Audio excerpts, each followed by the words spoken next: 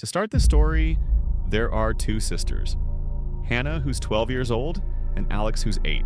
They live on the north side of Virginia with their mom. It was just a typical cold September morning when their mom had to leave early for work. Before heading out, she asked the neighbor's 16-year-old daughter, Lylan, if she could babysit Hannah and Alex for the day. Lylan agreed, and the mom offered to pay her for helping out. As soon as the mom left, Lylan took the girls out to the front yard to play soccer. They played for about 2 hours, laughing and running around. But while they were playing, Lylan noticed an older man across the street, probably in his late 60s, standing by his truck and watching them. She tried to brush it off, but something felt off, so she told the girls, "Hey, why don't we go inside, grab a snack, and watch some TV?" They all headed back inside. Once the girls were settled, Lylan peeked through the peephole in the front door. The man and his truck were gone.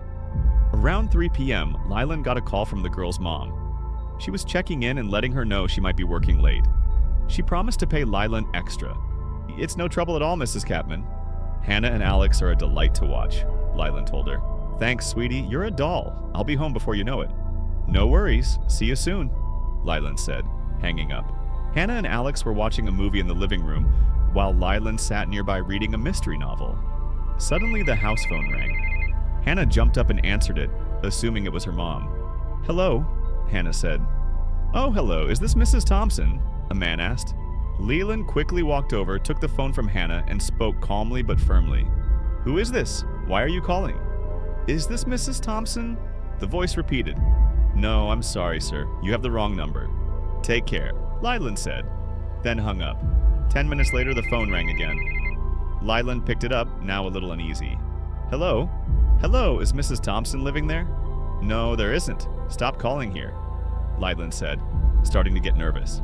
She considered calling the police, but didn't want to scare the girls over what could just be a wrong number. Another 10 minutes passed, and the phone rang again. "Hello? Who is this?" Lylan answered. "Hello, is there a Mrs. Thompson here?" Her throat tightened. "Stop calling here," she snapped and slammed the phone down. Then came a loud knock at the door. Hannah and Alex turned to look. "Who's that?" Alex asked. Lylan walked to the door cautiously and motioned for the girls to be quiet. A man's voice called out from the other side. "I know you're inside. I can hear you breathing." Who are you? What do you want?" Lylan shouted, her voice tense. She motioned for the girls to hide behind the couch and turn off the TV. "I just want to talk to Mrs. Thompson. I know she's in there." "Damn it, let me in," the voice shouted. Lylan peeked through the peephole and her eyes widened in horror. It was the same old man from earlier, the one who had been watching them outside. "Sir, please leave the property or I'm calling the police." "Not until you let me in! Now!" the man shouted, then started slamming his fists against the door. The girls screamed. Lilan ran to the kitchen, grabbed a knife and the phone, then yelled for the girls to run upstairs to their mom's bedroom. The man kept pounding on the door as they all rushed upstairs and locked themselves inside the bathroom. "I want money." Alex cried, clinging to Hannah, who was trying not to cry herself. "Lylan? Who is that man?" Hannah asked. "I don't know," Lylan said, trying to stay calm. "But everything's going to be okay. I'm calling the police." Downstairs, the man was screaming and smashing things. Then they heard glass shatter. Lylan didn't wait. She dialed 911, and the conversation went like this. "911, what's your emergency? Please send someone quick. There's an intruder in the house. Please help." "Okay, ma'am, calm down. What's your name and location?" "My name is Lylan Jameson. I'm babysitting my neighbor's daughters, and a man broke in. Please send help. Are you and the girls in a safe place?" "Yes, we're locked in the master bathroom upstairs." Suddenly, a loud crash sounded from downstairs, then a gunshot. The girls screamed, and Lylan held their trembling hands. "Listen to me," the dispatcher said. "We've tracked your location. Police are on the way, and they'll be there in 5 minutes. Don't move." "Okay, please hurry," Lylan cried. Moments later, they heard sirens. "This is the police! We have the house surrounded. Come out with your hands up!" came a voice from a loudspeaker outside. At the same time, 2 cars pulled into the driveway, with one was Mrs. Capman, panicked. The other was Lylan's mom, trying to calm her down. 3 officers rushed into the house. 2 tackled the old man, tasing and handcuffing him, while a 3rd ran upstairs. "Police! Leland! Hannah! Alex!" he called out. "We're here!" Leland shouted from the bathroom. She opened the door and stepped out with the girls behind her. The officer then led them outside. The girls screamed, running into their mother's arms. "Oh my God, Lylan!" her mom cried out, hugging her tightly. The old man was dragged out by officers and placed in a squad car. It turned out he was mentally unstable. Mrs. Capman turned to Lylan, teary-eyed. "Lylan, I can't thank you enough. I'm so sorry you had to go through that." "It's okay, Mrs. Capman. I'm just glad we're all safe." Mrs. Capman pulled out her wallet. "Oh, you don't have to pay me." "I want to," she said firmly. "With everything you did to protect my girls, please, I insist." She handed Leland $200 with a little extra. Lylan gave the money to her mom and aunt standing nearby. "Lylan, can you stay with us tonight?" Alex asked. Leland turned to Mrs. Capman. "Is that okay?" She nodded. Mrs. Capman, can I talk to you for a second?" Lylan asked. They stepped aside. "I didn't want to scare the girls more," Lylan said quietly. "But the man kept asking for someone named Mrs. Thompson. I don't know who that is." "It's all right, Lylan. You don't need to say more. I'll talk to the police. For now, just relax and spend time with the girls." "Okay, thank you." As Lylan looked back at the house, the squad car, and the man being driven away, she couldn't shake the feeling that someone was still watching.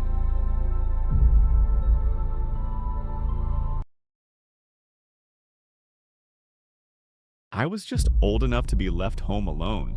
Still in that in-between age of independence, but not quite grown. We lived in a small court tucked inside a lower middle-class neighborhood, in a quiet little town that hadn't yet exploded into what it is today. Back then, we had one grocery store in the middle of town and a whole lot of peace. It was the kind of place where kids played outside all day, from morning until long after the sun went down, and nobody really worried too much. Our court was shaped like a big U, with only 8 houses lining it. There was one way in, one way out. I lived right near the curve of the U, and my best friend Ashley lived directly across the street. We were just a few houses away from the entrance, but traffic was almost non-existent. Only neighbors came through. It was one of those dead zones where, unless you lived there, you had no reason to pass by. The roads around gave better access to nearby homes, so our little court was basically invisible to the rest of the town. Ashley's parents weren't exactly social. They didn't like people coming over, so we always hung out at my place or played outside in the court. That part becomes important later. It was Halloween night, and I had decided to stay home that year to go trick-or-treating around our neighborhood with Ashley. The sun had long set, and the streets were completely silent now. Most of the kids had already gone home with their pillowcases full of candy. My family had headed off to a wealthier neighborhood where you could score those glorious king-sized bars, and afterward they were going to a friend's house.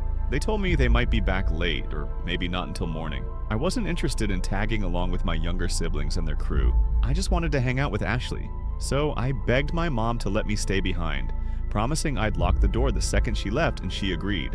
By now, it was getting close to 10 or 11 p.m. Ashley and I were sitting on the curb in front of my house, just chatting. That's what we did at that age, just talk about everything and soak up the night. Then we noticed this man. He walked past the entrance of our court and slowed down when he saw us. He stared for a second, just long enough to make it uncomfortable, then kept moving. Something about him felt off. I didn't recognize him, and in our small town, you knew everybody, or at least you recognized their face. He was a stocky white guy with a beer belly, wearing a tan jacket, dark jeans, and heavy work boots. Under the streetlights, I could see him clearly enough to know he wasn't from around here. Ashley leaned in and asked if I knew him. I shook my head no. We tried to go back to our conversation, but she kept glancing toward the court's entrance. "He's walking by again," she said. And again, and again. This guy didn't look like someone out for a late-night jog or stroll. He was dressed more like he was heading to work. Definitely not for a 5-lap loop around a dead-end street. But we were kids. We brushed it off until the 5th time. "Hey, that guy passed again," Ashley said, her voice uneasy. I turned my back to the street facing her, and she stopped talking. He wasn't walking this time. He was just standing there under the streetlight. Same side of the street we were on, hands stuffed awkwardly in his pockets like he was trying to look casual. But he wasn't looking around. He was just staring at me. He kept glancing around quickly like he was checking if anyone else was out, then locked eyes with me again. Something about the way he looked at me twisted my gut. He didn't look dangerous. In fact, he looked like someone's average suburban dad, but his eyes, it was his eyes. I'm creeped out. "Let's go inside before he comes back," Ashley said quietly. He had disappeared again, so I walked her across the street to her house.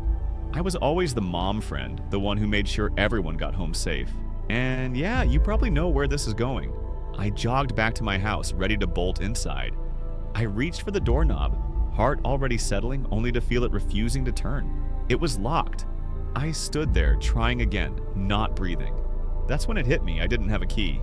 We never locked the door unless we were all inside for the night. This was before cell phones too. My family had accidentally locked me out and I had no way to reach them. My chest tightened. I was locked out, and he was still out there. I forced myself to think. The back door, the sliding glass one, that one should be unlocked too. So I stepped away from the front door, walked along the side path of the house toward the gate. That's when I froze. At the far end of the court, the man was back, standing there again. No way he walked the whole loop to end up there so fast. He'd never left. He must have faked walking away and just waited. He saw me and smiled, raised a hand like he was saying hello. Then he started walking toward me. His steps were calm, slow, like he was just out for another loop, but his eyes never left mine. I bolted. I ran as fast as I could back across the street to Ashley's house. It was the only place that felt alive, the only one that had a chance of an adult being inside. I sprinted up the stone steps, pounding on the door, slamming the doorbell over and over again. Ashley opened it, startled. I was panicked and practically pushing my way in. "I'm locked out and he's coming," I cried. I have to ask my mom." Then she shut the door. I stood there crying, staring at the door that had just closed on me. I turned around to see how close he was now. He had stopped pretending. He wasn't walking anymore. He was running straight at me, diagonal across the court, aimed right for where I was standing. I slammed my hand on the doorbell again, over and over and over, until suddenly the door swung open and Ashley yanked me inside. She slammed it shut, twisting the lock. I collapsed in tears and she held onto me tightly. We ran to the window and he was standing just outside, breathing hard, looking furious. His eyes locked onto mine and then he slowly backed away, turned and walked off down the street like nothing had happened. After that, everything's a bit of a blur. Ashley's mom finally came out and saw how shaken I was. She called the cops and I gave a statement. My parents got home not long after the officers left, and my mom hugged me like she thought she'd lost me. Turns out my 8-year-old brother had locked the door before they left because he was scared of bad guys. No one realized I wasn't inside. I didn't stay home alone again until we moved years later. And even now, I think about that night often. I still don't know what he wanted or if it was kidnapping or something worse. But whatever it was, I can't find a reason that doesn't chill me. And to this day, I still get uneasy around smiling strangers in the dark. I've always loved driving those long, aimless night drives where it's just me, my music, and the open road stretching out ahead. Living in Nebraska, I usually take back roads or quiet highways that cut through the countryside, winding past small towns and eventually the city. I prefer driving at night when the traffic's light, and for the past 4 or 5 years since I got my license, it's always been peaceful. No trouble, no scares, just the kind of solitude that helps me clear my head. But a few nights ago, that all changed. For some context, I'm a pretty small 22-year-old woman, and these solo drives have been my way to decompress when life feels overwhelming. Growing up, I used to take them to escape the toxicity of my parents' household, especially dealing with their alcoholism. Now that I'm out and in a better place mentally, I don't feel the urge to just get in my car and drive like I used to. But that night, I was feeling all kinds of stressed and anxious over a mess of personal stuff I'd rather not dive into. I was restless, irritable around my boyfriend, and totally unable to focus. So I told him I needed a drive to clear my mind. He was understanding, told me to be safe and not stay out too late, and I promised I'd be back soon. I kissed him goodbye and headed out. I drove around town for about half an hour, but the chaos in my head wouldn't let up. So I decided to head north, onto those familiar, dark, twisting, one-lane highways I knew well. I kept a steady 65 miles per hour, slowing down through the curves just in case a deer suddenly appeared. Outside, the fields were blanketed in snow. There were no other cars, no lights, but my headlights cutting through the thick darkness. The few houses nearby were dark, and the dead cornfields stretched for miles. I half expected to see a ghost flash in my rearview mirror, or someone step out of the tree line. It was just past 11 p.m., and I told myself I'd turn back once I hit the roundabout ahead that could take me back toward the city or a small town. That roundabout was still 15-25 minutes away, and aside from my imagination running wild, I wasn't really worried. I was alone, sure, but there was no one else on the road. Then, rounding a bend, I spotted a car with its hazards flashing maybe a quarter mile ahead.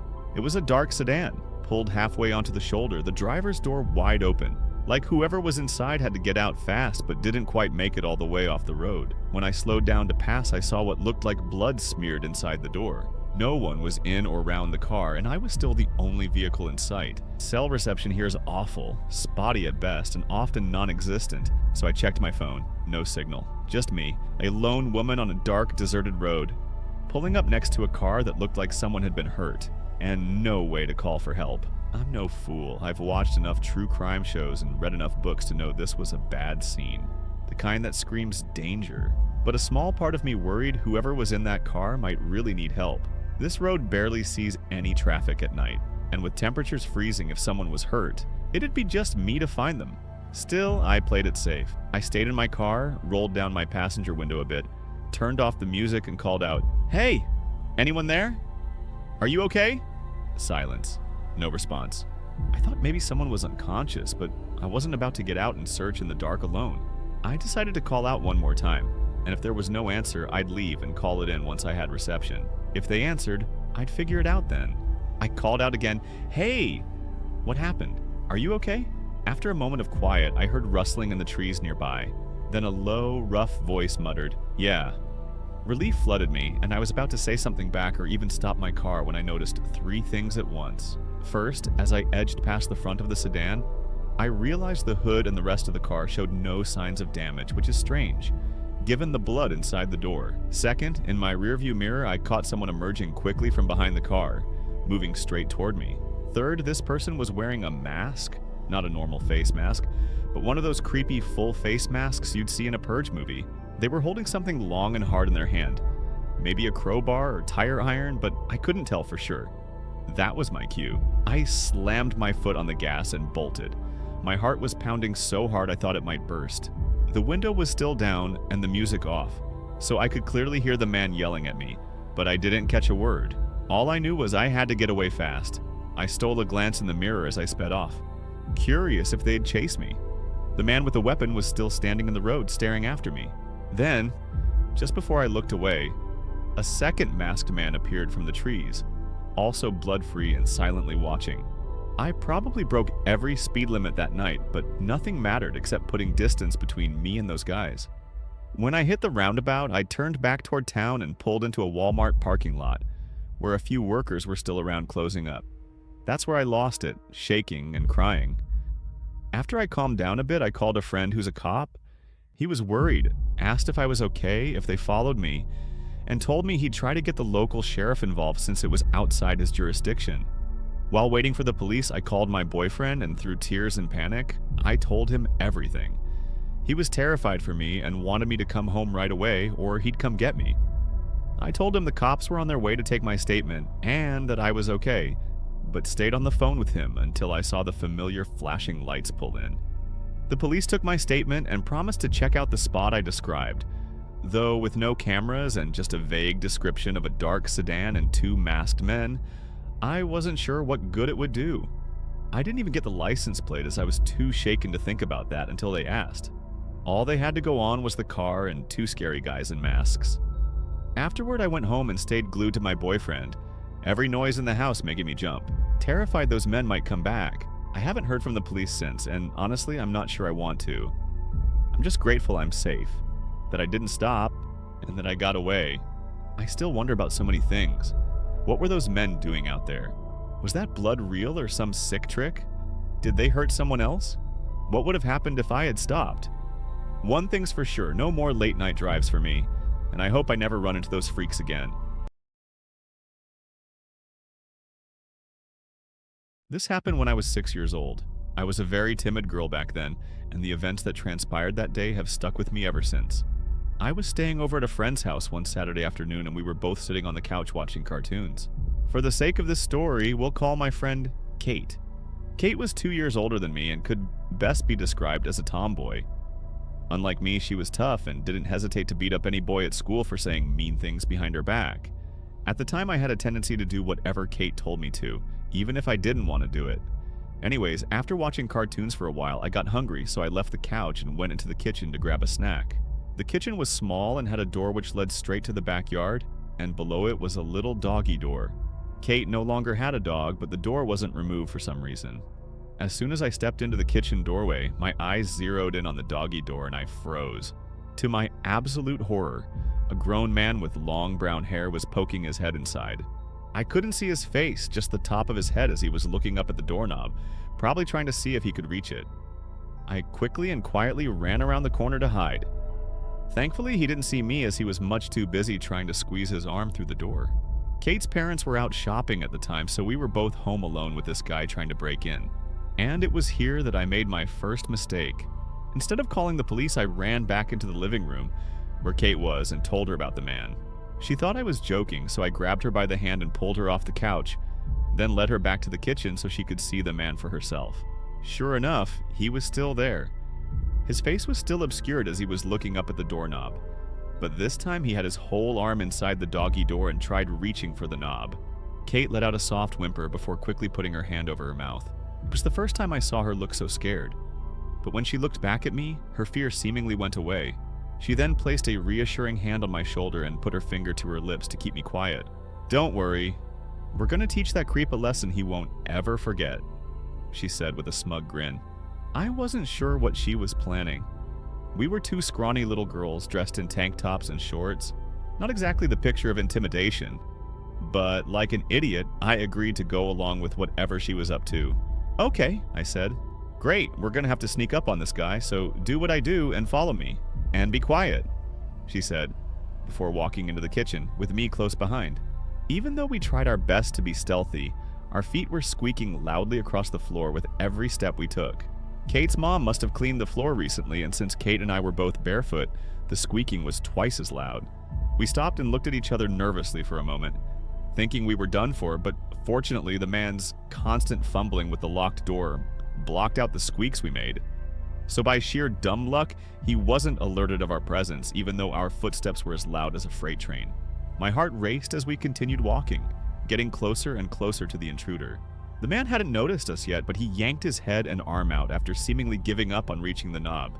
Kate sighed in disappointment, but figured he'd be back to try again. She then sat down in front of the doggy door and I sat beside her. "As soon as he pokes his head in, we're gonna kick him as hard as we can," Kate snickered, as she raised both of her bare feet off the floor and bent her knees back, preparing them for the kick. I did the same, and we both just stayed in that position, waiting for the man to return. No more than 20 seconds passed before the doggy door flapped open again, and the man popped his head in, this time, giving us a good look at his face. But we didn't kick. We just sat there, frozen, eyes wide with fear as we tried to comprehend what we were looking at. That is not a face we were expecting to see. The man himself was also surprised when he saw us for the first time. He glanced between the two of us, completely speechless. And why wouldn't he be? He wasn't expecting to find two little girls waiting for him on the other side of the door with their bare feet raised in the air ready to strike, mere inches from his face. The entire situation was so surreal. After a minute of awkward silence as we just looked at each other, the man finally smiled at us. And when he did, my friend and I began to quake in fear. As if this guy couldn't get any weirder, his mouth was full of razor-sharp teeth, almost as if he were a monster straight out of a horror movie. Then, without warning, he lunged his head forward, mouth wide open like he was ready to bite. And given our current sitting positions, our feet were well within biting distance. Kate and I screamed as we fell flat on our backs, yanking our feet away from the man's teeth just as they snapped shut. He missed us by mere centimeters, and we weren't about to stick around so he could try again. I quickly scrambled to my feet and bolted out the kitchen. Kate, however, took a little longer to get up, and the man was able to grab her ankle, making her fall to the floor. Looking over my shoulder, I could see Kate screaming as she was being dragged towards the man who once again had his mouth open, ready to take a bite. Kate started kicking the man's face with her other foot, making him let go for a moment, only to then grab both of her feet at the same time. Kate was sobbing like a baby at this point. She tossed and turned, trying to free herself, but the man's grip was too strong. He laughed as he started gnashing his teeth next to her toes, inching closer and closer just to pull away at the last second and try again. It wasn't bad enough that he was trying to hurt us, but the sick freak also took pleasure in scaring the hell out of us. That must have got my blood boiling because I raced back into the kitchen, grabbed a few apples that were sitting on a table, and started throwing them at the man. The man groaned in annoyance as he let my friend go and scrambled out of the doggy door. We could hear his frantic footsteps fading away as he finally left our house. I guess he didn't think breaking in was worth getting pelted by apples. We never told Kate's parents what happened. I mean, what would we even tell them? A man with no skin on his face and a mouthful of sharp teeth tried to break in and nearly bit off our toes? Her parents would think we were crazy. I don't know if that guy was ever caught, but I hope he never tries this with anyone else. I'll probably never forget that face for as long as I live.